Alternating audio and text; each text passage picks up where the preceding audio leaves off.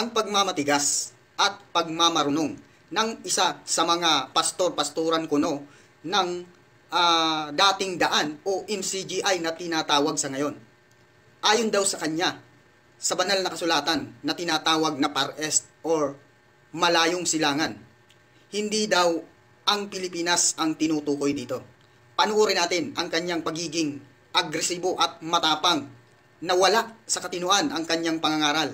Ito'y dapat hindi pamarisan. Marami ang nabulag, marami ang napaniwala, ngunit ito po ay kontradiksyong aral.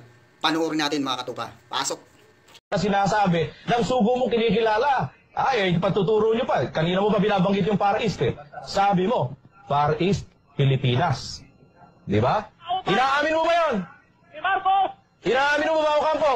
Sabi mo, ang Far East, Pilipinas. So, kinoconfirm mo na tinuturo ninyo ang Far East o yung malayong silangan, ito ang Pilipinas. Kino-confirm mo yan. Do you affirm? Positive, di ba? Saan mo binasa yung binasa mo? Anong batayan mo? Bigay mo sa tao, kang mandaya. Sabihin mo sa tao. Ano ang referensya mo?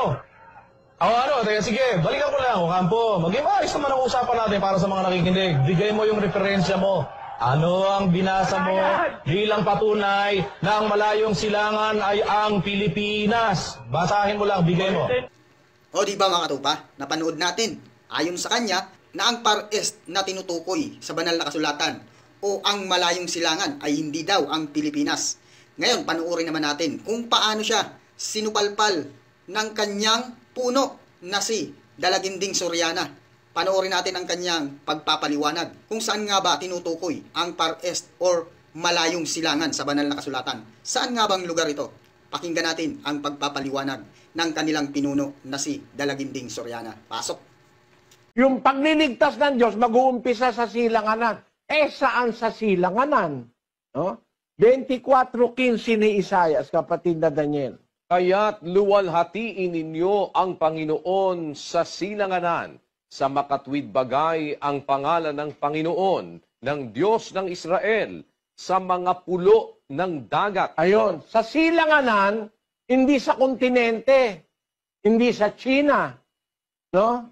Hindi mag-uumpisa sa Australia, hindi. Mag-uumpisa sa mga pulo ng dagat.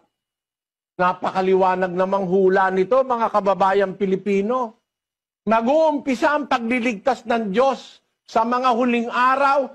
Mag-uumpisa siya sa silanganan. Saan sa silanganan? Sa mga pulo ng dagat. Pilipinas na Pilipinas yan eh.